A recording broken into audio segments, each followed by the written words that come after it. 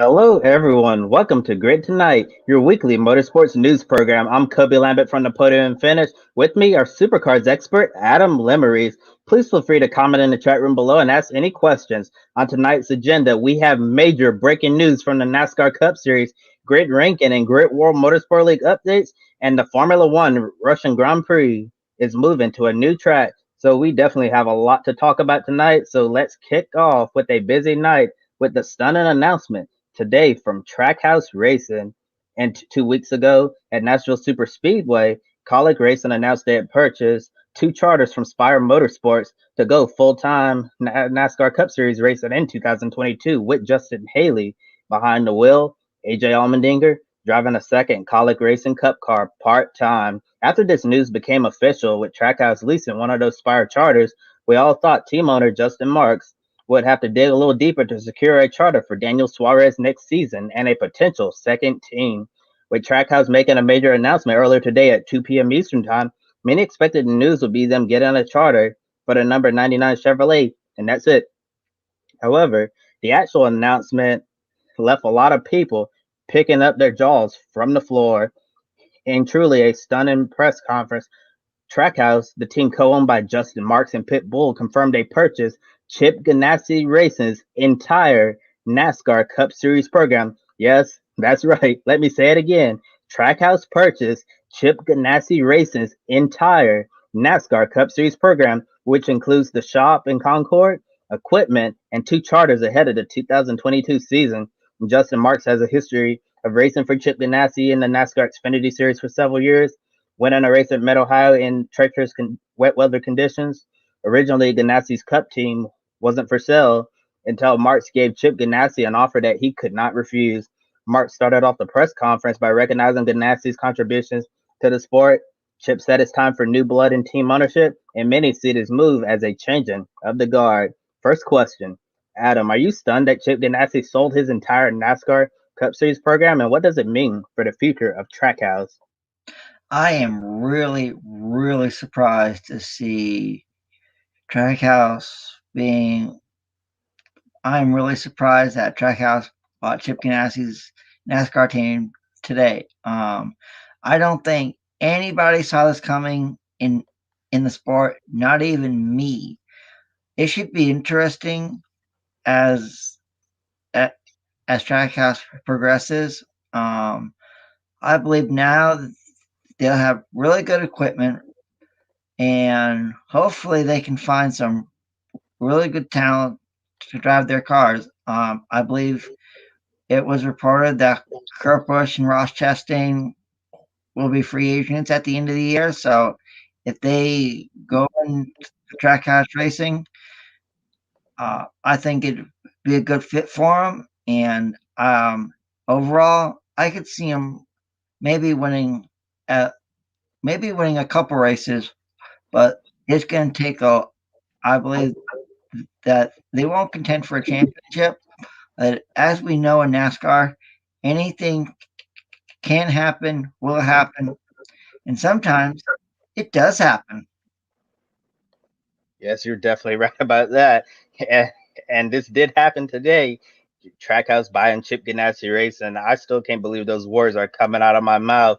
I'm absolutely stunned that Chip Ganassi sold his NASCAR program. I didn't think that Chip Ganassi was gonna get out of NASCAR anytime soon. And to see this happen, it's just really shocking that that Ganassi is going to leave Cup and Trackhouse finally has that foundation for the future. I think this is fantastic for the future of Trackhouse. They'll get that shop. They'll be able to start getting more people employed there at the organization and start building into a championship winning team. Like you said, Adam, I do agree that it's gonna take a little bit for Trackhouse to contend for a championship, but I don't see why they can't go out there and be competitive to win multiple races. Look what Daniel Suarez has already done with Trackhouse this season. I think he's really overachieved, and that team has really surprised some people.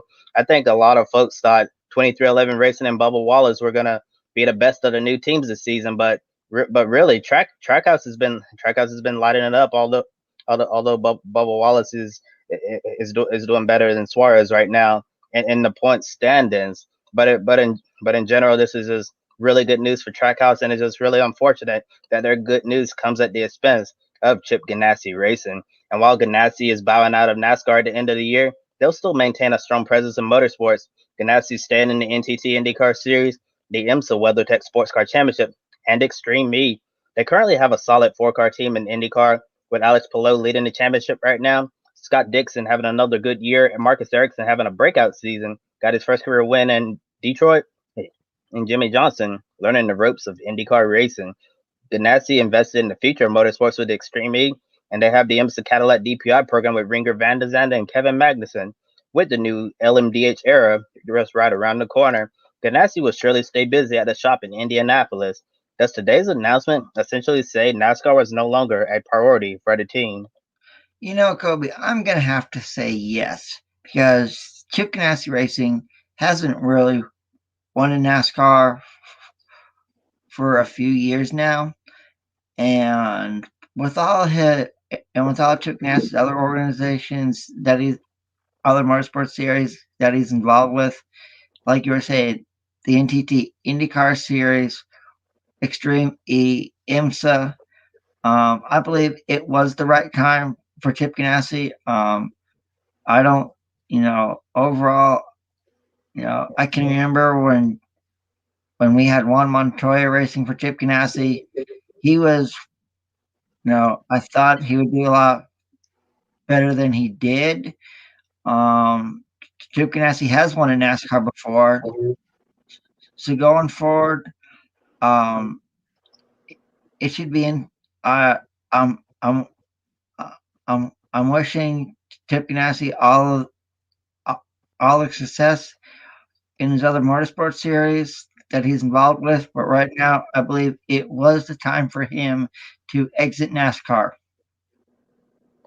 Yes, it definitely seems like it was time for Chip Ganassi to exit NASCAR. And today, looking at him at the press conference, he really seemed like he was at peace with the decision. And at the end of the day, all that matters when you make a big decision, knowing you made the right move. That's the only thing that's truly important. At the end of the day, and before we move on, I wanted to correct something I said. I said that Bubba Wallace was ahead in points over Daniel Suarez, but actually just double checked, and actually Suarez is ahead above Wallace right now in the point standings by several points. Suarez is 18th in the points, and Bubba Wallace is in 20th. So wanted to make sure I got that correct. And next season, Trackhouse will move into the Ganassi NASCAR shop in Concord, North Carolina, leaving the RCR campus in the Lexington area.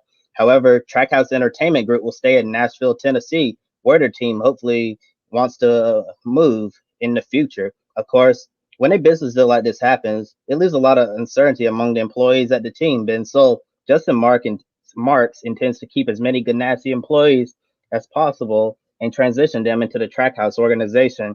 Earlier today, Chip Ganassi informed his NASCAR employees, drivers Kurt Busch and Ross Chastain, about the sale of the team. Current Trackhouse driver Daniel Suarez will return next season as Marks and Pitbull continue to build their team from the top to bottom for the long haul.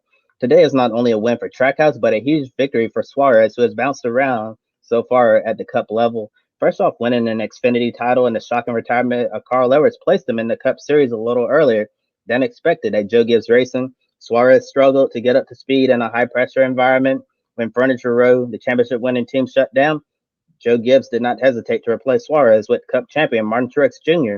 in the number 19 Toyota. Suarez moved over to Stewart Haas Racing before he got canned once again, this time in favor of young Cole Custer. With his NASCAR career up in the air, he signed with Gaunt Brothers Racing for the 2020 season. However, Gaunt Brothers did not have a charter, so they weren't locked into all of the races and ran as an open team. And not having that charter proved really costly for Suarez and Gaunt Brothers Racing. They crashed out in the duels, and that meant they failed to qualify for the 2020 Daytona 500. And the rest of 2020 didn't exactly go well for Suarez, not in competitive equipment, finished 31st in the standings, so definitely a character building year 2020 was for Daniel Suarez. And this year, signed with Trackhouse Racing, brand new team. They've had some strong performances. Remember how well he ran earlier in the year at on the Bristol Dirt Track? So Suarez bet on this new team's potential, and now it really looks like it's paying off. And with Daniel Suarez finally finding some stability in the NASCAR Cup Series, what's his true potential as a driver with Trackhouse building a program around him? Well, I believe now that Daniel Suarez is in really good equipment. I thought I don't. I hope I believe that he will be a contender for wins down the road. Um, and I believe he will be. I was really glad to see him competitive at the dirt race at Bristol Motor Speedway. I'm surprised that you know he hasn't at least won yet, and I believe now with Trackhouse getting Chip Ganassi's NASCAR team, I believe we will see Daniel Suarez in victory lane. It it may be just one win a year, but overall, it was really good to see this happen, and you know, and I'm really happy for Daniel Suarez and the entire Trackhouse NASCAR team. I think this is really huge for Daniel Suarez. As I mentioned, he bounced around between three organizations at the Cup level. Probably moved up the Cup a lot sooner than many expected. With Carl Edwards stunning us with that retirement in the middle of the off season, right before Daytona. So Suarez he was going to run another year of Xfinity. Then Carl Edwards drops his bombshell. Then all of a sudden, Daniel Suarez is going Cup racing right after winning the Xfinity title. And I think sometimes drivers can move up to the top level too soon. And I have a feeling that Suarez was a victim of that. And then the high pressure of being a Joe Gibbs racing driver where you're expected to contend every week, win races, and compete for championships. And then it seemed like he had a great opportunity at Stewart Haas Racing until it was time for Cole Custer to move up to the next level. Then he had to go with Gaunt Brothers Racing to stay in the Cup Series. It seemed like that they were trying to build up a competitive full time program there, but it just did not work out. Then Trackhouse, Justin Marks, Pitbull coming into the sport. Suarez signed with this brand new team. Bet on them. And look what happened now. I think this is really great for him. And we've seen Trackhouse be very competitive this season. And I think as that Cup Series program continues to build faster cars and get much better, I could definitely see Daniel Suarez developing more as a driver and winning multiple races at some point. And I still think it's possible that Suarez could get his very first NASCAR Cup Series victory later on this season in 2021. And with Suarez taking one of the two Ganassi charters, it means Kurt Busch and Ross Chastain will have to start looking for a new ride. Kurt Busch's contract with Ganassi was set to expire at the end of the year, with rumors swirling about him joining a potential second car at 2311 Racing. A veteran like him would be beneficial for a young team like Trackhouse if they choose to keep him from the Ganassi stable. Ross Chastain's first full season at the Cup level in competitive equipment got off to a slow start, but the number 42 team is starting to put together complete races and they're running much better. If Trackhouse decides to sign him, it would give Ross Chastain an opportunity to keep growing as a driver and reach his full potential in a familiar environment. Justin Martin said Bush and Chastain are the leading candidates for the second Trackhouse car next season. A decision on Suarez's teammate will be announced at a later date. Who do you think will drive the second Trackhouse car? Kurt Busch, Ross Chastain, or someone entirely different? Kobe, that's a very good question, and I'm gonna have for me.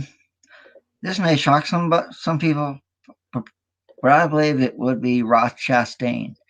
He's a really good NASCAR driver. He has a lot of experience running not only the Cup Series but the Xfinity Series, the Camping World Truck Series. He's known as the Watermelon Man after all his wins in Victory Lane when he smashes the watermelon. I think that's pretty cool. So for me, I'd have to say Ross Chastain over Kurt Busch. Yeah, for me, I think it could really be a toss up because I just mentioned you get two completely different things with Kurt Busch and Ross Chastain. You get Kurt Busch, you can get the veteran who's been there, done that, and really help a young team grow and and help out Daniel Suarez, who doesn't have as much experience as well years of experience like Kurt Busch. So I definitely think having that veteran presence could really help out that organization a lot. But you also have to consider the fact that it's been rumored in the media that Kurt Busch could be a candidate to join Bubba Wallace at 2311 Racing. So if those rumors prove to be true over a period of time, then Kurt Busch won't be an option here at Trackhouse. And also you have to look at Ross Chastain as well. Chastain is really starting to put it together with that 42 team, and he's worked so hard to get an opportunity like this to run in competitive equipment. And that was quite a drive a couple of weeks ago at Nashville Super Speedway, driving up to second place, only to Kyle Larson finishing second, runner up to Kyle Larson. I thought that was a really great drive for Ross Chastain and show what he can truly do in top competitive equipment in the NASCAR Cup Series. And it would be a true shame if this is his one and only season in this type of equipment, because based on some of the runs we've seen from him lately, he still has a lot of potential to reach. And I think if Trackhouse was able to give him that opportunity, that would be wonderful for him. And looking at drivers who we haven't mentioned, we know all the rumors about Brad Keselowski potentially joining Roush Fenway Racing as an owner driver, and that would put Ryan Newman out. And Ryan Newman, knowing how he understands the mechanical aspect of these race cars, I think it'll be really beneficial to get someone like him in who can really take this team to the next level as well. Or looking from the Xfinity series, got young driver Noah Gragson. He's been rumored to potentially move to the Cup level next year, or I'm just throwing his name out here. What about a driver like Josh Berry, who's really showing his talent this year in the Xfinity series between Jordan Anderson Racing and Junior Motorsports? So definitely, we'll keep following this story in such a huge news day for NASCAR Trackhouse Racing buying Chip Ganassi's NASCAR Cup Series operation. And and next, some news from IndyCar.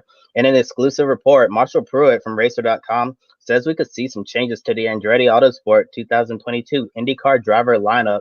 With Colton Herta and Alexander Rossi having a contract for next season, there are some questions about Ryan Hunter-Reay and James Hinchcliffe's future with the organization. Overall, Andretti has been struggling to regain its status as one of IndyCar's powerhouse teams alongside Penske and Ganassi. Andretti seems to be in a battle for that third spot with Arrow, McLaren, SP. Team owner Michael Andretti told Racer.com the team plans to stick with a four-car operation, but there could be some changes to the driver lineup. At the moment, Colton Herta is the highest Andretti driver in the championship, 105 points behind in seventh. Alexander Rossi in 13th, 178 points back. Then you have RHR and Hinchcliffe, 15th and 20th, not having a good season at all. Two young drivers who could be in contention for their seats are Indy Light star Kyle Kirkwood and Oliver Askew, who races for Andretti's IMSA LMP3 team, and he definitely wants an opportunity to get a second chance to prove himself in IndyCar. And this is a developing story, and we'll keep you updated here at Grid Network. Now, looking at the grid ranking for Week 14, Sebastian Ogier becomes only the second driver this year to lead more than 1 week. Looking at the top 10, a very impressive list of some of the best drivers in the world. 34 wins among the top 10 alone, 74 races completed across 7 series, 6 points leaders from their respective series. All of them have finished in the top 10 at least 74% of the time. We're really seeing the best of the best when it comes to the drivers rising to the occasion. Adam, among the 6 points leaders in the top 10, Max Verstappen from Formula One, Alex Palou from IndyCar, Fabio Quartararo from MotoGP, Kyle Larson from NASCAR, Shane Van Gisbergen from Supercars, and Sebastian Ogier from World Rally Championship. Which one is most likely to win their respective series championship? Well, this is kind of an easy one for me because I thought about this earlier today. I'm going to say Sebastian Ogier wins World Rally. And for another pick that may surprise somebody, I'm going to say Fabio Quartararo wins MotoGP. Even though I'm a supercars expert, I believe that the supercars champion this year, it's not going to be SVG. I believe that it'll be his teammate, Jamie Whincup, going out in style, winning a championship as he sets off in his new as he sets off with his new role at Red Bull Racing.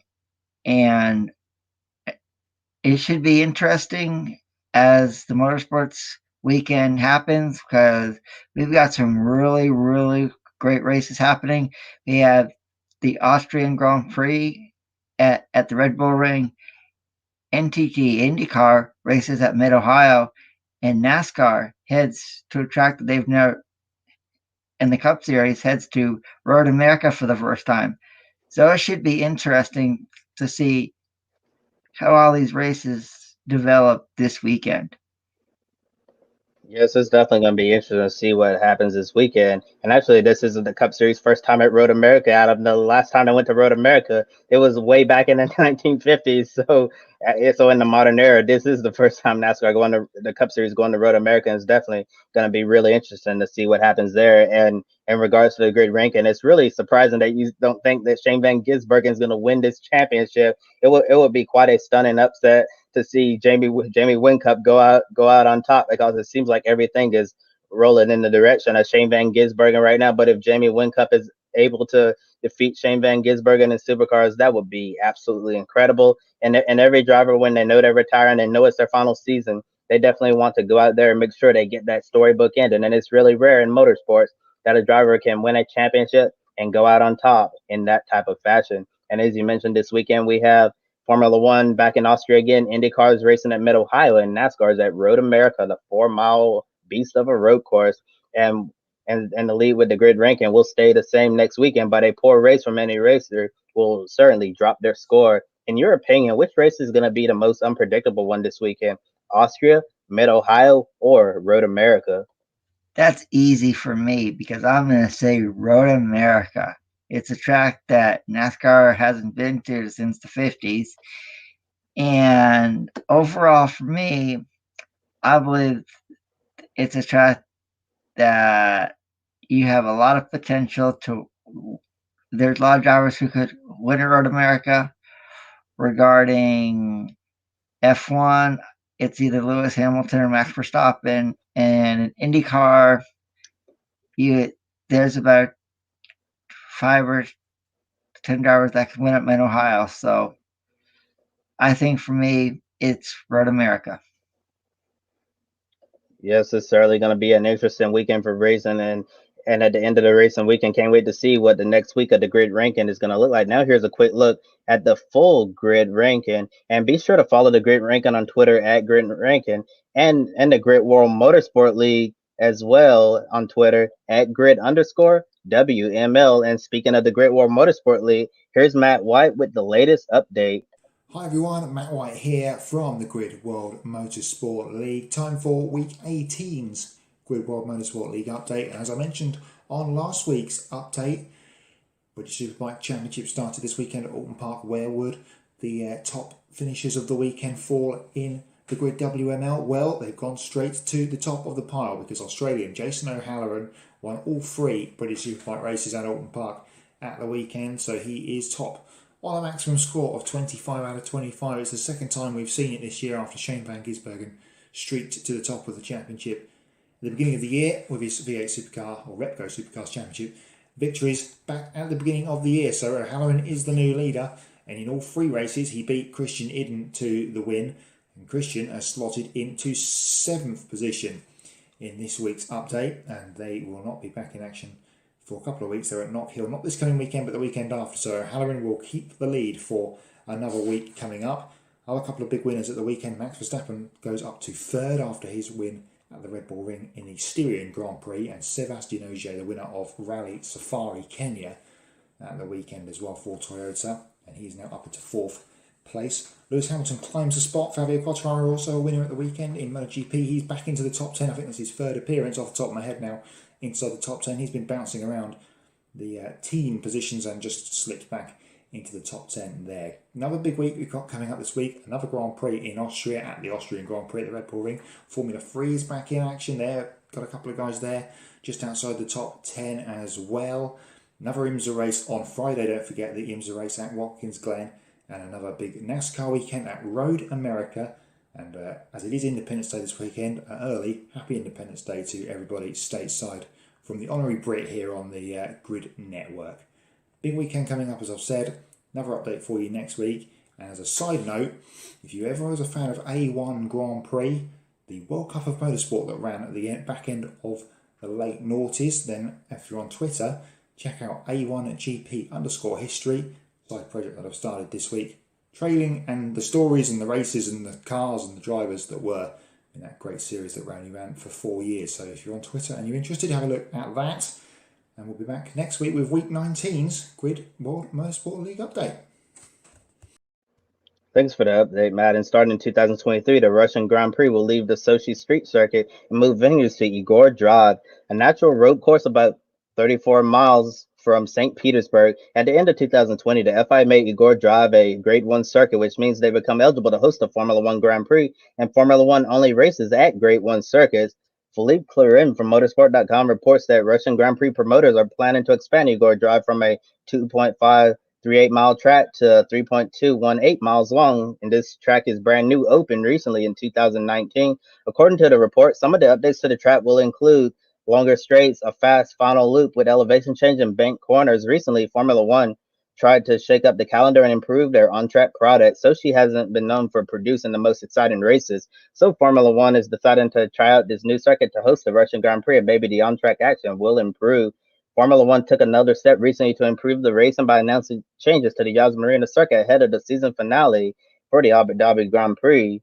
And the track doesn't provide many overtaking opportunities, so Formula One's responding by eliminating the chicane and widening the hairpin at turn 7, removing the 4 sharp corners in turns 11 through 14 and replacing it with one long bank turn in turns 17 through 20. The radius of those corners will be opened up to create a faster flowing track. Starting next year, Formula One is planning another race in the United States with a street course at Hard Rock Stadium in Miami, Florida, showing their commitment to America and the Miami market. Formula One has a 10-year deal in place. Additionally, the Dutch Grand Prix is returning this year at Zandvoort with a brand new circuit and bank corners. Towards the end of the season, there is a scheduled race in Saudi Arabia. There's also been some changes to Albert Park in Melbourne, Australia, before the pandemic hit. Formula One had plans to race at the Hanoi Street Circuit in Vietnam, but the future of that proposed Grand Prix is up in the air for the time being. And with the recent news of the Russian Grand Prix going to Igor Drive, updates to tracks that don't typically produce good racing, and having races in new market, Formula One is truly showing that they want to improve the show for viewers around the world. Adam, is it a good idea to move the Russian Grand Prix from Sochi to Igor Drive? And what are your thoughts on the track renovations across the board?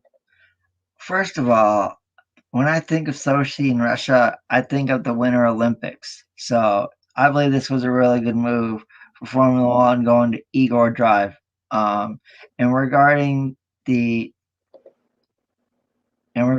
the track improvements and at the Yas Marina Circuit and Albert Park in Australia, I believe now it'll produce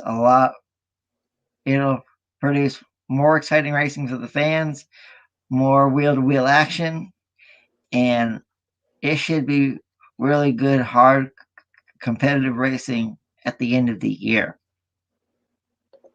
And one last story before we finish up tonight's program. Former Indy Lights and current IMSA Michelin Pilot Challenge TCR competitor Ryan Norman will make his NTT IndyCar Series debut this weekend at Mid Ohio, driving the number 52 Delcoin Racing with Rick Roy Racing Honda, the same car Cody Ware drove in his IndyCar debut at Road America. And Ryan Norman said he's had the goal his entire racing career to be an IndyCar driver, and a native of Cleveland, Ohio, will get to see his dream come true for the very first time at his home track. And Ryan Norman raced full-time in Indy Lights for 3 years in 2017, 2018, and 2019 for Andretti Autosport. His best points finish was 4th in 2018 and 2019, scoring 2 career wins at Worldwide Technology Raceway at Gateway and Road America. And last year, Norman won the IMSA Michelin Pilot Challenge TCR title with Brian Hurta Autosport alongside co-driver and ex-IndyCar driver Gabby Chavez. And with that said, that concludes another episode of Grid Tonight. Please be sure to like and subscribe to Grid Network here on YouTube. Also, you can follow us on Twitter, Facebook, Instagram, and TikTok. And definitely encourage you to join our Patreon page, Invest in Grid Network. Definitely want to give a big shout out to Colin, Mark, and Duchelle for keeping Grid Network on the air. And be sure to check out Pawbless as well.